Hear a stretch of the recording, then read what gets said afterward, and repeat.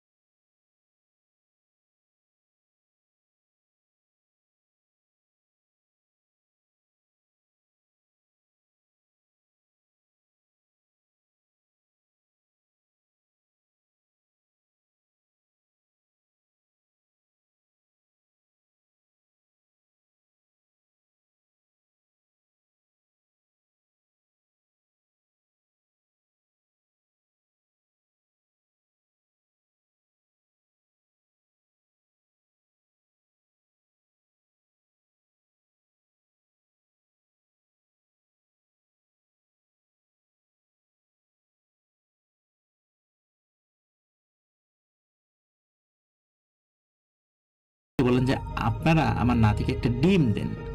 তখন একটি কাঁচা ডিম এনে ওই বাচ্চা ছেলেটার হাতে দেয়া হয়। বাচ্চা ছেলেটি হাতে নিয়ে ওই বাড়িটা ৭ বার চক্কর দেয়। চক্কর দেওয়ার পর একটি জায়গায় মাটি গর্ত করে ওই ডিমটা পুঁতে দেয় এবং এরপরে ইশারা করে তার নানাকে জানায় যে কাজ হয়ে গেছে, মানে বিপদ কেটে গেছে। তখন তার নানাও আলহামদুলিল্লাহ বলে বলেন যে আপনাদের আর কোনো ভয় নেই, আল্লাহর রহমতে কাজ হয়ে গেছে, আপনারা এখন বিপদ মুক্ত, আর কোনো সমস্যা নেই। তো এরপর ওই পরিবার থেকে তাদেরকে আরো ভালো ভালো খাবার খাইয়ে বিদায় দেওয়া হয়। ওনারা কিন্তু স্বাভাবিক মানুষই ছিলেন, ওনারা যে কোনো প্যারানর্মাল কোনো এন্টিটি ছিল বিষয়টা এরকম নয়।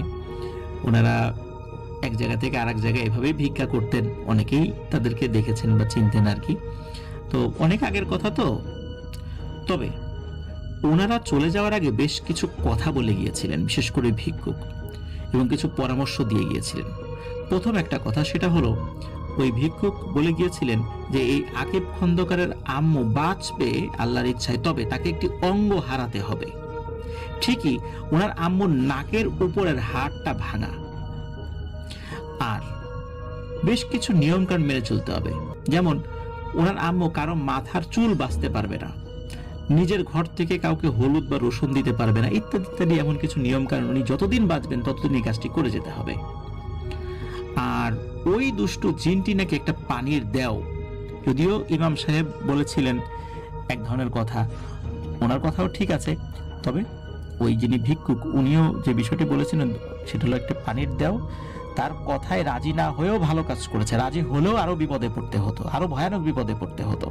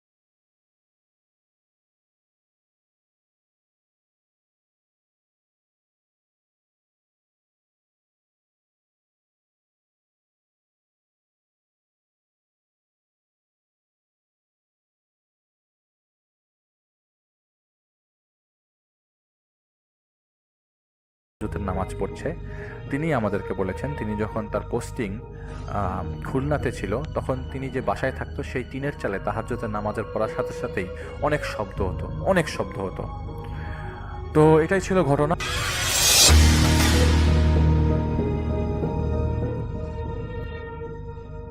আসসালামু আলাইকুম শাফিন ভাইয়া। ওয়ালাইকুম আসসালাম। আশা করি আপনি ভালোই আছেন। আমার নাম সুরাইয়া আক্তার, লিখছি ঠাকুরগাঁও জেলা থেকে, ঠাকুরগাঁও জেলার একটা গ্রাম থেকে। আমি ভূত নাইটের একজন নিয়মিত শ্রোতা।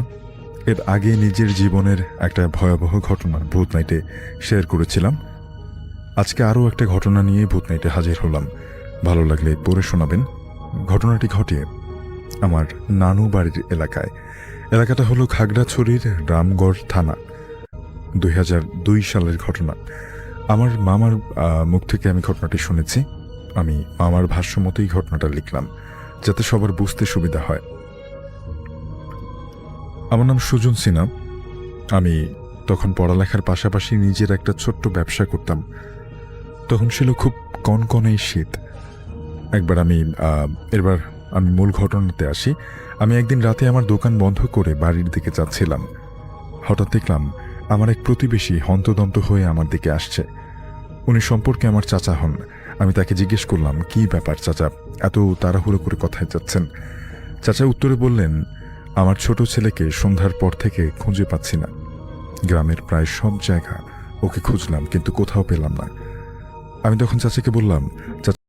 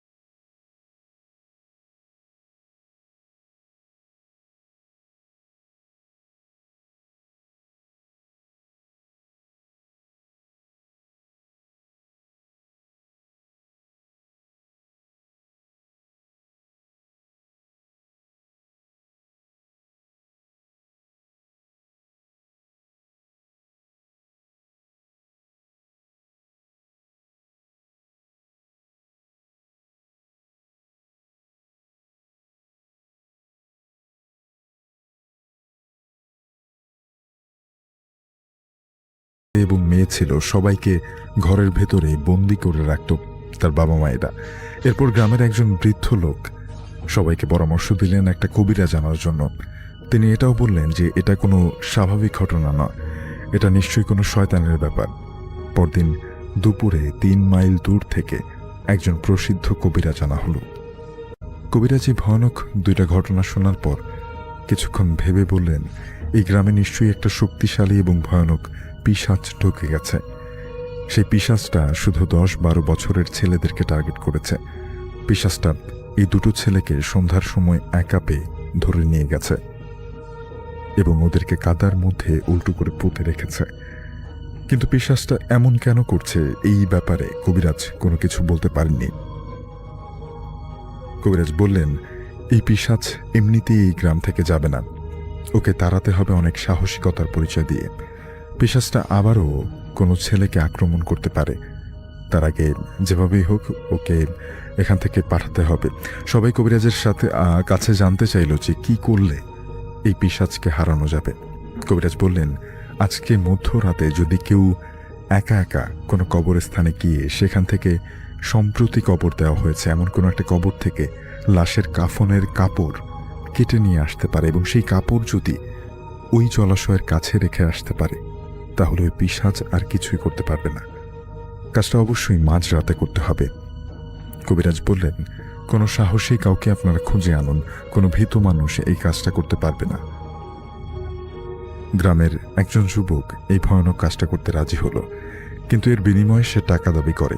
গ্রামের সবাই ছেলেটাকে টাকা দিতে রাজি হলো এবং সেই যুবক ছিল মারাত্মক সাহসী এবং খুব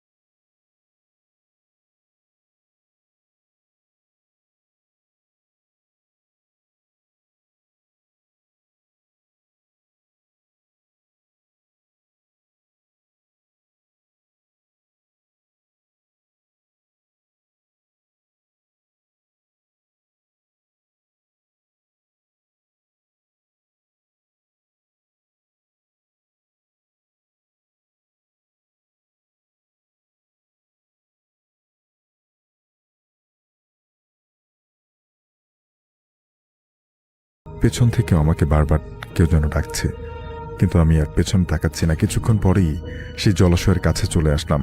এরপর কাফনের কাপড় কবিরাজ যেখানে রাখতে বলেছিলেন সেখানে রেখে আমি খালি পায়ে গ্রামের দিকে রওনা দিলাম।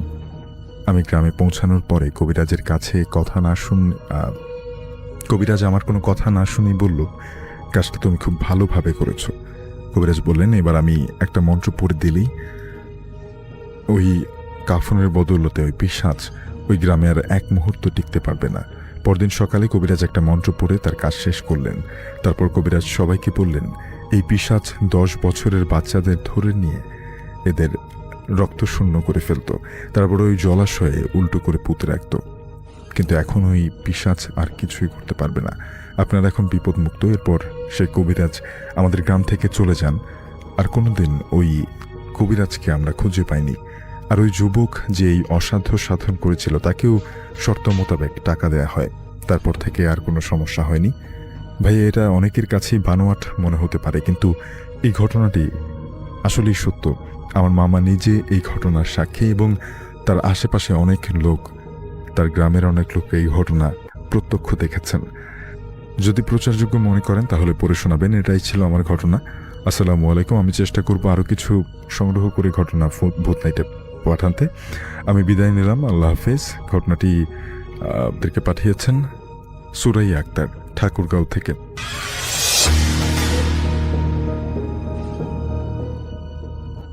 হ্যালো রাসেল ভাই, আসসালামু আলাইকুম।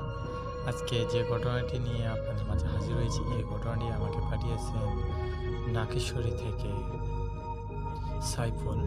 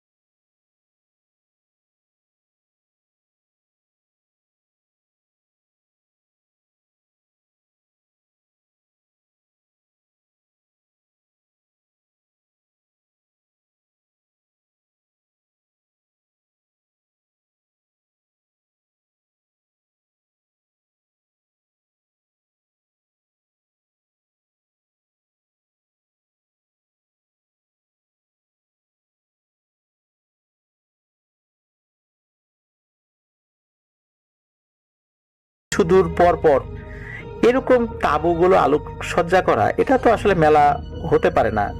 মেলা হলে একটা জায়গায় হবে। তখন আমাদের ওই ড্রাইভার ভাই আমাদেরকে বললেন যে এটা আসলে সীসা খাওয়ার জায়গা। আরবের লোকজন সন্ধ্যার পরে এখানে এসে জমায়েত হয়। এক ধরনের তামাক খাওয়ার মতো, এটা হুক্কা টানা দেখেছি আমরা, উপরে কয়লা, ভিতরে গরম পানির একটা ভাপ কিভাবে একটা ওঠে। যারা হুক্কা খাওয়া দেখেছেন গ্রামের আমাদের ময় মুরব্বীদেরকে, তারা এটা বুঝতে পারবেন। সীসা খাওয়া আমি নিজে সরাসরি কখনো দেখিনি যদিও বা, তো এটা এক ধরনের নেশাই বলতে হবে। এই সীসা খাওয়ার জন্য এতগুলো তাঁবু, আরবের লোকজন এখানে এসে বেশ আমোদ ফুর্তি করে সীসা খায়। আপনারা ওখানে গেলে বুঝতে পারবেন, বা ইউটিউবে সার্চ দিলেও এইগুলো দেখতে পারবেন আর কি। তো যাই হোক, আজকের ঘটনার সাথে এই বিষয়ের একটা সম্পর্ক রয়েছে, যার কারণে আপনাদেরকে বিষয়টি উপস্থাপন করলাম। তো মীর শিহাব ভাই এই ঘটনাটি সংগ্রহ করেছেন তার এক ফিলিস্তিনি বন্ধুর কাছ থেকে, তার নাম হচ্ছে মাহমুদ। আর ঘটনাটি ঘটেছিল তার বাবার সাথে, যার নাম হচ্ছে নওসিব মোহাম্মদ। তারা ঘটনাটা আরবিতে বলেছিলেন, আমরা বাংলায় আপনাদের সামনে উপস্থাপন করছি, যেহেতু মিশিয়া ভাই বাংলাতে আমাদেরকে পাঠিয়েছেন আর কি। তো এই যে মাহমুদ ভাইয়ের বাবা নওসিব মোহাম্মদ, ওনার জন্ম কিন্তু প্যালেস্টাইনে, কিন্তু এই দখলদার ইসরায়েলিদের অত্যাচারে ওনারা সৌদি আরবে পাড়ি জমান। আর এই যে মাহমুদ, যিনি, ওনার জন্ম সৌদি আরবেই। তো সৌদি আরবে আসার পর ওনারা ভালো একটা কাজও পেয়ে যান। আর এই আরবের লোকেরা এই যে সীসা খাওয়ার যে অভ্যাসটা, এটা কিন্তু অনেক আগে থেকে। উপরে কয়লা রেখে নিচে পানি ভরে পাইপ দিয়ে টানলে একদম ধোঁয়া বের হয়। তো এটাই ওকে এইভাবে খায় আর কি। তো এই যে মাহমুদের বাবা যিনি নওসিব মোহাম্মদ, উনি একদিন কি করেছেন, ওনার বন্ধুদেরকে নিয়ে গাড়িতে করে মরুভূমির মধ্যে একটা পিকনিকের আয়োজন করেছেন। অ্যারাবিয়ান মানুষ তো খুব শৌখিন আর কি, তো ওনারা প্রায় এই ধরনের পিকনিক করতে যেতেন। তা এমনই একদিন মরুভূমিতে তারা পিকনিক করতে গিয়ে ওই সীসা খাওয়ার আয়োজন করেছেন। তো সবকিছু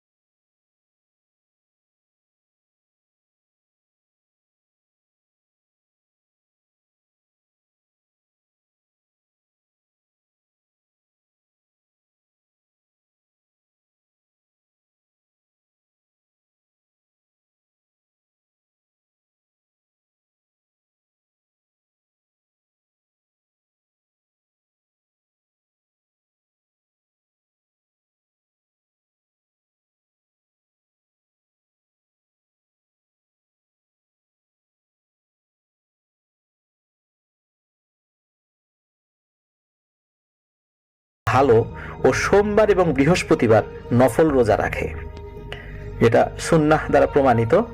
তো তুমি ওর ইফতারির ব্যবস্থা করবা সোমবার এবং বৃহস্পতিবার। যেই জায়গাতে ঢিল মেরে তুমি আগুন ছড়িয়ে দিয়েছিলা, মানে কয়লার আগুন ছড়িয়ে দিয়েছিলা, তুমি ওই জায়গায় গিয়ে ওর ইফতার রেখে আসবা। ও ঝাল ছাড়া গরুর মাংসের যে খ্যাপসা, খ্যাপসা এক ধরনের অ্যারাবিয়ান খাবার, তো ওইটা রেখে আসবা। তো তোমার এই মেহমানদারিতে হয়তোবা ওর বাচ্চা যদি পরবর্তীতে ক্ষতি হয়ও, যেহেতু তুমি ইফতার দিয়েছো তাকে, ওর মনটা নরম হবে, ও তোমাকে কিছু বলবে না। আর যদি ওর বাচ্চা সুস্থ হয়ে যায় তাহলে তার কোনো সমস্যাই নেই। তো এই বিষয়টাতে ওই জিনটাও রাজি হয়েছিল, কিন্তু জিনটা ওই ইফতার যে তার কাছ থেকে নেবে বিষয়টা সে একটু দ্বিধাদ্বন্দ্বে ছিল। জিনটাও জানতো যে তার কাছ থেকে ইফতারি নিলে পরবর্তীতে তার তো আসলে কোনো ক্ষতি করতে তারও বিবেকে বাঁধবে। তারপর রাজি হয়, যেহেতু ইমাম সাহেব অনুরোধ করেছিলেন। তো 3 মাস এরকম করেছিলেন।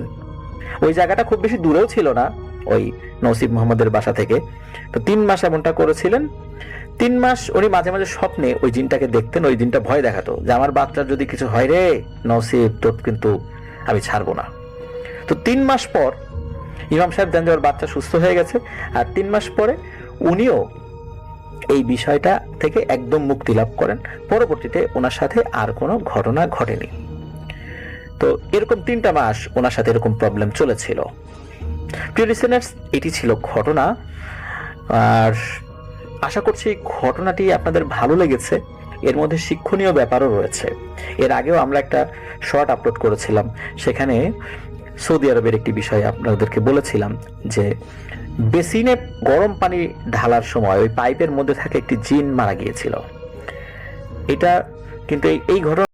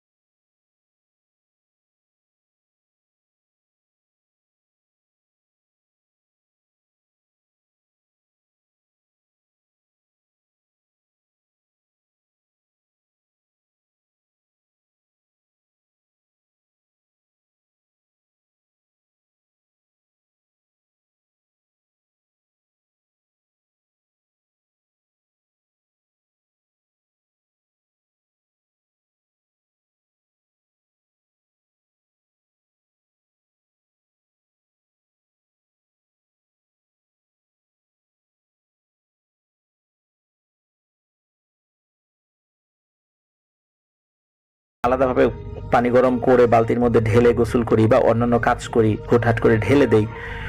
তো ওয়াশরুমে কিন্তু ভালো জিনেরা থাকে না সাধারণত, যার কারণে ওদের যদি ক্ষতি হয় তাহলে আমাদের উপর তারা অ্যাটাক করতে পারে। এখন করণীয় কি? করণীয় একটাই, এটা এই ঘটনা এবং ইবনে বাজ রহমতুল্লাহ আলাইহির মাধ্যমে যে ঘটনাটা আমরা পেয়েছিলাম, সেখানে দেখা যায় যদি আমরা বিসমিল্লাহ বলে পানি ঢেলে দিই তাহলে কিন্তু এই সমস্যা থেকে আমরা নিষ্কৃতি পেতে পারি। এই বিষয়টা আমরা খেয়াল রাখবো। আমাদের কারণে যদি জিনদের ক্ষতি হয় তাহলে এর একটা প্রভাব আমাদের উপর নিঃসন্দেহে পড়বে, তাই না? এই জন্য বেসিনে পানি ঢালি বা যেখানেই এমন কোনো জায়গায় আমরা গরম পানি ঢেলে দিই না কেন, অবশ্যই বিসমিল্লাহ বলে আমরা আগে একটু সতর্ক করে নিব বা বিসমিল্লাহ বলে ঢেলে দিব। তাহলে ইনশাল্লাহ জিনেরাও রক্ষা পাবে, আমরাও বিপদ আপদ থেকে রক্ষা পাবো।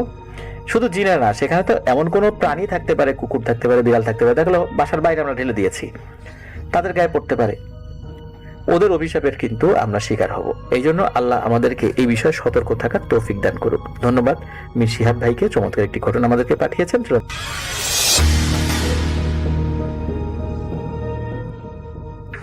আসসালামু আলাইকুম লিসেনার্স, তার আজকের এপিসোডে সবাইকে স্বাগত জানিয়ে শুরু করছি আমার প্রথম ঘটনা। আলিফ ভাইকে তো অনেক অনেক থ্যাঙ্কস, আমাকে এখানে সবসময় ইনভাইট করছেন। আর বেশ ভালো লাগে আমার যে আপনাদের সামনে সবসময় আমি কিছু ভয়ঙ্কর ভয়ের ঘটনা উপস্থাপন করতে পারছি দেখে।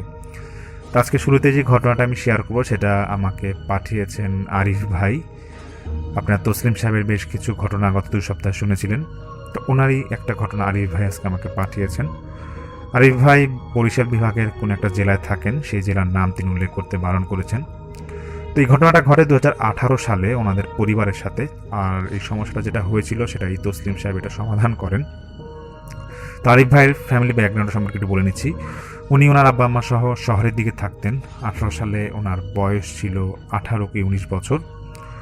আর আরিফ ভাইয়ের আব্বার একমাত্র ভাই, বড় ভাই, উনি থাকতেন একটু গ্রামের দিকে। ওনাদের গ্রাম থেকে ওনাদের শহরের বাড়ির দূরত্ব ছিল প্রায় 1.5 ঘন্টা কি 2 ঘন্টা। আরিফ ভাইয়ের দাদা যখন মারা যায় 2010 সালে, তারপর থেকে আরিফ ভাই এবং ওনার ফ্যামিলিদের খুব একটা গ্রামে যাওয়া আসা হতো না। ওনার চাচা বছরে দেখা যেত যে একবার আসছে, আর আরিফ ভাইরাও যাওয়া হলেও দেখা যেত 2-3 বছরে একবার হতো যেত। তো 18 সালে ওনারা কোনো এক সময় সিদ্ধান্ত নেয় যে গ্রামের বাড়ি যাবে আরিফ ভাই এবং ওনার ফ্যামিলিরা। আর এটার সিদ্ধান্তটা নেয় এই কারণে যে একদিন নাকি আরিফ ভাইয়ের আব্বা ওনার বড় ভাইয়ের সাথে কথা বলছিল ফোনে। তো কথা বলে একটা পর্যায়ে মনে হচ্ছিল যে ওনার বড় ভাই খুব অসুস্থ, কিন্তু কিছু বলতে চাচ্ছিল না। কথা না, সুর নাকি অনেক নরম ছিল। তো উনি ঠিক করে যে কিছু না জানাই বড় ভাইয়ের সাথে দেখা করতে যাবে। যেরকম ওনারা সকালের দিকে রওনা হয় এবং সকাল 9:30 কি 10:30টার দিকে ওনারা যখন ওনাদের গ্রামের বাড়ির কাছাকাছি, তখন আরিফ ভাইয়ের আব্বা দেখতেছে যে ওনার বড় ভাই রাস্তা দিয়ে পাশে হেঁটে যাচ্ছে বাড়ির দিকে, আস্তে আস্তে করে হাঁটতেছে। তো উনি গাড়িটা থামায়, গ্লাসটা খুলে বলতেছে, আরে ভাইজান তুমি এখানে কি করো, গাড়িতে উঠো। এটা দেখে মানে ওনার বড় ভাই নাকি একটু অবাক হয়ে গেছে। দেখে বলতেছে, কি রে তোরা ফুল ফ্যামিলি এখানে এসে পড়লি, আমাকে তো জানাই আসবি না, তোরা এখন আসলি কেন?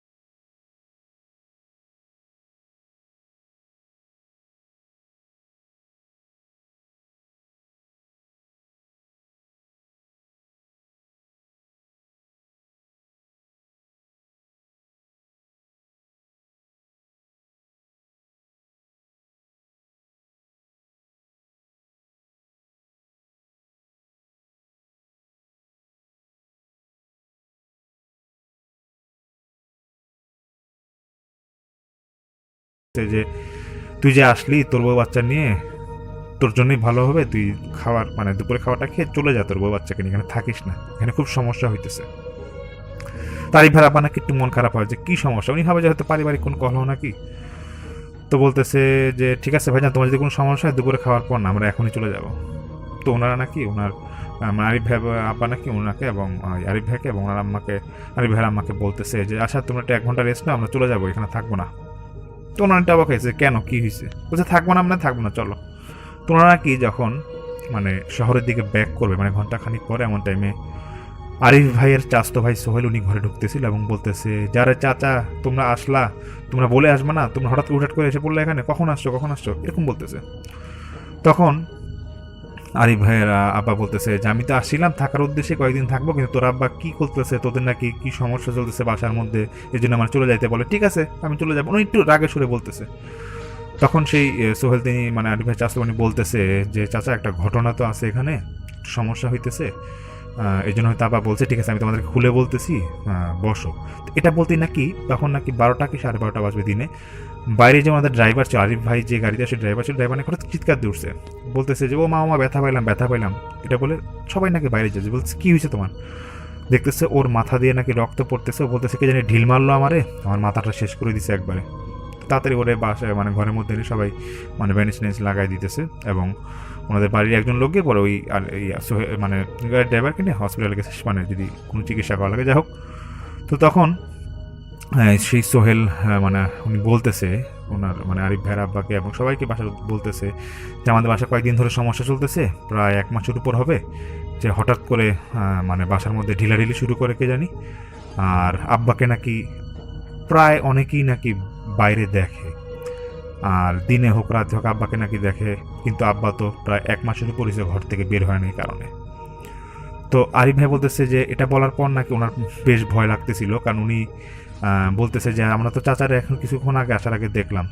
তো সেই সোহেল বলতেছে যে হ্যাঁ ঠিকই দেখছিস, এরকম আব্বার নাকি প্রায় অনেকে দেখে কিন্তু এরপর গিয়ে আর কোনো হদিস পায় না। তো যাই হোক, এটা বলার পর তখন আরিফ ভাইরা ঠিক করে যে না, কি সমস্যা এটা সমাধান করেই যাব। এবং ওনার আব্বা, আরিফ ভাইয়ের আব্বা বলে যে আমি সমাধান করে এখান থেকে যাবো, ঠিক আছে আমরা থাকি এখানে দেখি কি হয়। তখন আরিফ ভাইয়ের চাচা বলতেছে যে তোরা যে থাকবি, আমি বিগত 1 মাসে এরকম 2-3টা হুজুর আনাইছি, এটার কি সমস্যা এটার সমাধান করতে পারে না। এই দেখ আমার এখানে গোয়াল ঘরে 4টা গরু ছিল, গত 1 মাসে 4 শুক্রবারে আমার 4টা গরু গায়েব হয়ে গেছে রাত্রেবেলা। আমি সকালে ঘুম থেকে উঠে দেখি গরু নাই। এমন যে হবে যে চুরি হয়েছে, চুরি হওয়ার কোনো উপায় নাই। তা গেটে তালা মারা, আমার এখানে বাউন্ডারি সীমানায় সব তার কাটা দেওয়া উপর দিয়ে, সীমানা অনেক বড়, এখান থেকে গরু নিবে কে? এবং যখনই এরকম 2-3টা হুজুর আনছি, সবাই কিছুক্ষণ থেকে কিছু না দেখতে পায় চলে যায় এবং বলে যে এই বাসার সমস্যা আছে, কিন্তু এটার কোনো সমাধান নাই। তো আমি তোদেরকে বলতাম আগেই, তো বলিনি একটি কারণে, কারণ সর্বশেষ যে হুজুরটা আসে আজ থেকে 1.5 সপ্তাহ আগে, তখন সেই হুজুর যাওয়ার পর আমি একটা স্বপ্ন দেখি। এই স্বপ্নে আমাকে বলতেছে যে তোর যে বাসার সমস্যা কাউকে জানাবি না, নাহলে তোদের সব বংশধর আমি শেষ করব। কিন্তু কে বলতেছে এটা আমি বলতে পারবো না। দেখতেছি একটা মানে মানুষের মতো আকৃতি, কিন্তু চেহারা দেখতে পারি না আমি সেই লোকটার। এবং সে এটাও বলতেছে যে প্রতি সপ্তাহে আমি একটা করে ভোগ নিব, যতদিন পর্যন্ত আমার সমস্যার সমাধান করতে পারবি না।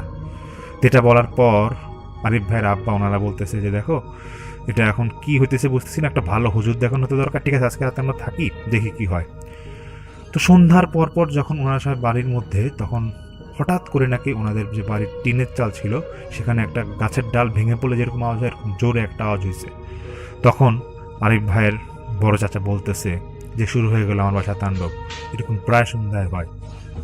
যাক তোরা সব উজু করে নে, একটু দোয়া দূরত পর দেখি সব ঠিক হয় নাকি।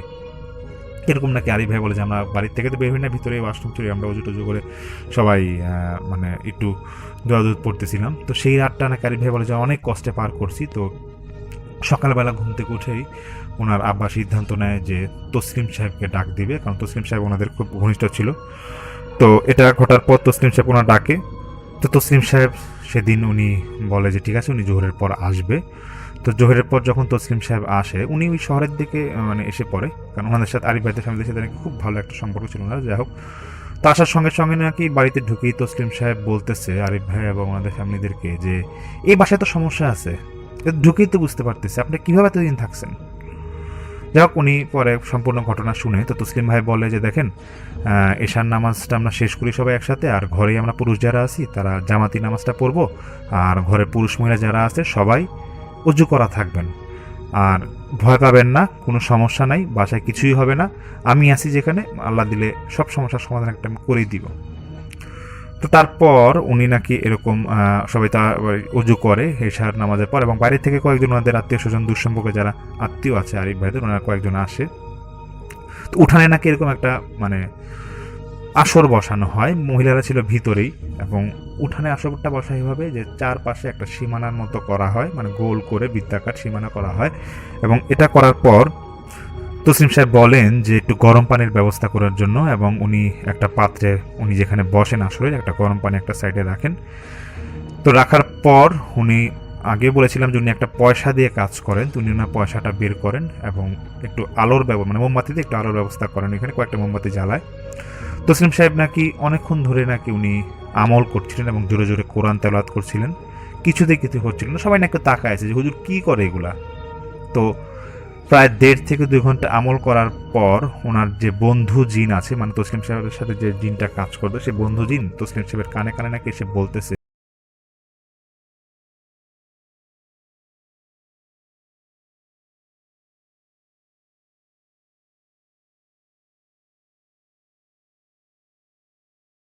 মানে ঘিরে আশেপাশে ঘুরতেছিল আর কি। তো ঘুরতেছিল, তো একটা পর্যায়ে কুকুর নাকি 2-3 এরকম একটা আসলে বাইরে বসে যায়, এবং এমনভাবে বসে যায় যে মানে ওরা খুব নিরীহ এরকমভাবে একটা বসে যায়। তো তসলিম সাহেব সঙ্গে সঙ্গে বলে, মানে আসলের মধ্যে আরও 2-1 যারা ছিল ওদের মধ্যে একজনকে বলতেছে যে আপনারা একটু আমার সামনাসামনি একজন আসেন, যে সাহসী ব্যক্তি সে আমরা সামনাসামনি একটু বসেন, আপনার উপর জিন হাজির করব, কিন্তু আপনি কোনো ভয় পাবেন না।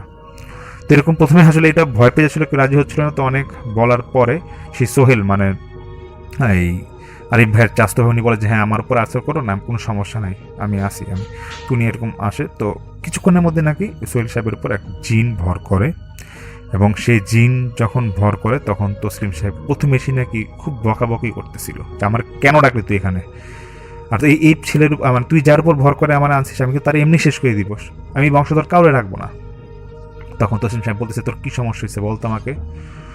তখন সেই জিন যে তো সোহেল ভাইয়ের উপর ভর করছিল সে বলতেছে যে এই বাড়ির লোকরা প্রত্যেকটা খারাপ, একটাও আমি ছাড়বো না, সবগুলোর আমি শেষ করবো, শুধু ওরা বেশি নামাজ কালাম পরে দেখে আমাদের কিছু করতে পারি না। তখন সেই তসলিম সাহেব বলছে কি করছে আমাকে সম্পূর্ণ ঘটনা খুলে বল, আমি তোর সমাধান করবো, তোর মুক্তি দিব, কোনো সমস্যা নেই, নাহলে কিন্তু আমি তোর খবর করে ছাড়বো। তো সেই জিনটা নাকি কিছুই বলতেছিল না। তো তসলিম সাহেব যে ওনার যে পয়সাটা আছে সেই পয়সাটাকে একটা মোমবাতির উপরে আগুনের উপর ধরছে, তখন সে কুকুরগুলো যেগুলো চারপাশে বসা ছিল তারা নাকি ঘিয়ে মানে করা শুরু করছে, খুব ডাকাডাকি শুরু করছে। এবং যে জিনটা ভর করছিল সোহেল সাহেবের উপর সে বলতেছে থামা থামা থামা, তুই আগুন থেকে সরা, আমি সব বলতেছি। তখন সেই জিনটা বলতেছে যে আমি তোদের মত, আমি বলতেছে যে আমি এরকম কোনো ভালো জিন না, আমি একটা বদ জিন, আমি এখানে ক্ষতি করতে আসছি, কিন্তু তোরা তো আমার মনে থাকতে দিবি না। তখন সেই জিন বলতেছে যে এদের পূর্ব বংশ যারা ছিল তখন এরকম আমি ঘরে এখানে আশ্রয় নিয়েছিলাম, এখানে একটা বড় গাছ ছিল, এখানে আশ্রয় নিয়েছিলাম এই ঘরের পাশেই। তো তখন আমাকে একটা আলেম দিয়ে একটা বোতলবন্দি করছিল, বোতলবন্দি করে যে তোদের বাড়ির পাশে যে মসজিদটা আছে, এটা মসজিদের পিছনে মাটিতে চাপা দিয়ে রাখছিলাম সেই বোতলটা। তো এই সোহেল সেই কয়েকদিন আগে, মাসখানেক আগে মসজিদের পাশে মাটি খুঁড়তেছিল কোদাল দিয়ে কোনো একটা কাজে, তখন সেই বোতলটার মধ্যে বাড়ি দেয় এবং বোতলটা ফেটে যায়। তখন আমি এই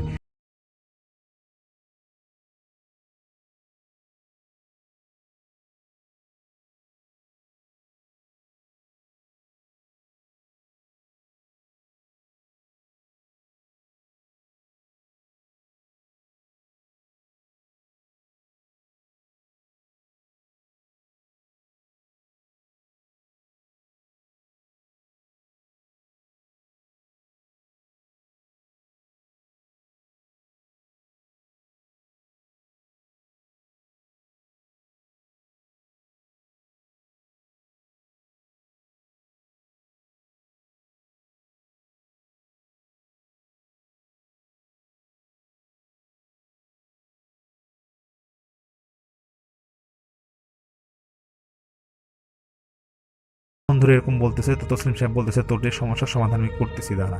তো পাশে যে ওই যে গরম পানি আগে দিয়ে রাখছিল সেই গরম পানির মধ্যে পয়সাটা রাখে, এবং রাখার পর অনেকক্ষণ ধরে তসলিম সাহেব নামাজ ছিল আর জোরে জোরে নাকি আমল করতেছিল। একটা পর্যায়ে নাকি সেই বদ জিনটা বলতেছে অনেক হয়েছে আমার আর কষ্ট দিস না, আমি এখান থেকে চলে যাবো, কিন্তু আমার একটা থাকার ব্যবস্থা করে দে। তখন তসলিম সাহেব পয়সাটা নাকি উঠায় বলতেছে যে ঠিক আছে, তোকে আমি থাকার ব্যবস্থা করে দিব, কিন্তু এটা এখানে না, তোকে আমি একটা ঠিকানা দিব, তুই সেখানে গিয়ে থাকবি, এখন কখনো এখান থেকে আসতে পারবি না, এবং এর জন্য আমার যে বন্ধু জিন আছে তোকে সাহায্য করবে। তখন নাকি তসলিম সাহেব চোখ বন্ধ করে নাকি কি কথা বলতেছিল আরিফ ভাই যেটা বলে। তখন তসলিম সাহেব বলে যে ঠিক আছে, বন্ধু জিন তোকে নিয়ে যাচ্ছে এখনই। তো সঙ্গে সঙ্গে নাকি সোহেল ভাই ওনার উপর যে জিন আসর করছিল, আস্তে নাকি উনি ঢলে একটু ঘুমানো, বসা অবস্থা থাকার সময় ঝিমে পড়ে গেলে যেরকম এরকম পড়ে যাচ্ছিল, এবং যে চারপাশে সীমানে কুকুরগুলা ছিল, কুকুরগুলা নাকি এক দৌড়ে বাড়ির একটা সাইড নাকি অন্ধকার ছিল সেখানে চলে যায়, আর দেখা যায় না। তখন তসলিম সাহেব বলে যে যাক আমি বিদায় জানাতে পারছি। তো এটা বলার পর আরিফ ভাইয়ের আব্বা এবং চাচারা বলতেছে যেখান থেকে জিন গেছে সমস্যার সমাধান হয়েছে। তখন তসলিম সাহেব বলে অবশ্যই হয়েছে, আমার বন্ধু জিন যে আছে সে নিয়ে গেছে, আর এই বদ জিন এখানে কখন আসবে না। এটা বলার পর সেই তসলিম সাহেব নাকি সেই রাতেই আরিফ ভাইদের ওই বাড়িটার পাশে বন্ধ করে দেয়, এবং তারপর ওনাদের ওই বাড়িতে আর কোনো একটা সমস্যা হয় না, এবং বেশ কয়েক বছর ওরা এখানে ছিল। তারপর ওনারা নাকি এই জায়গা বিক্রি করে দিয়ে আশেপাশে কোনো এক জায়গায় আবার স্থায়ীভাবে থাকা শুরু করে। তো এটাই ছিল আরিফ ভাইয়ের পাঠানো ঘটনা, যেটা তসলিম সাহেবের একটা ঘটনা ছিল।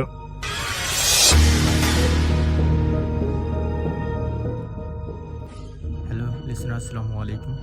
আপনাদেরকে অসংখ্য ধন্যবাদ যে আপনারা এতক্ষণ যাবৎ আমাদের সম্পূর্ণ ঘটনাগুলো শুনলেন এবং মনোযোগ সহকারে শুনলেন। তো আমি আশা করব আপনারা অবশ্যই লাইক কমেন্ট শেয়ার করতে ভুলবেন না। তো অবশ্যই আপনার কমেন্ট সেকশনে জানাবেন যে আজকের ঘটনাগুলো কীরকম লাগলো। তো আমি চেষ্টা করছি আজকের ঘটনাগুলো সবগুলোই আপনাদের জন্য বাসায় কিন্তু স্পেশাল এপিসোড তৈরি করার জন্য। তো আমি প্রতিনিয়তই কিন্তু আপনাদের জন্য এই স্পেশাল এপিসোডগুলো নিয়ে আসতেছি।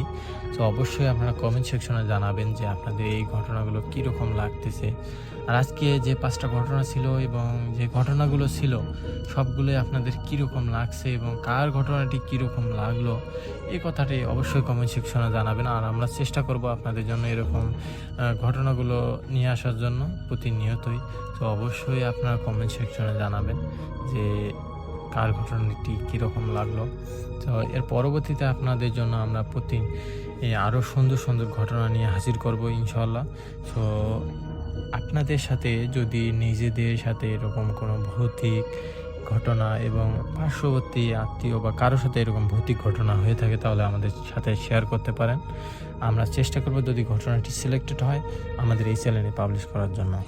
তো অবশ্যই আপনারা যদি আজকের এই চ্যানেলে নতুন হয়ে থাকেন তাহলে অবশ্যই সাবস্ক্রাইব করতে ভুলবেন না। আর আমরা প্রতিনিয়তই কিন্তু আপনাদের জন্য রাত 10টার সময় এই চ্যানেলে ভিডিও পাবলিশ করতেছি, নতুন নতুন এপিসোড নিয়ে আসতেছি।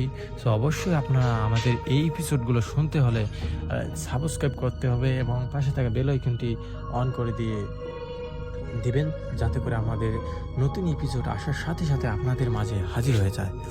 তো আমরা চেষ্টা করব আপনাদের জন্য আপনাদের মন মতো ঘটনাগুলো নিয়ে আসার জন্য। তো আজকের মতো এখানেই বিদায় নিচ্ছি, আবার দেখা হবে নতুন এপিসোডে। আল্লাহ হাফেজ, আসসালামু আলাইকুম।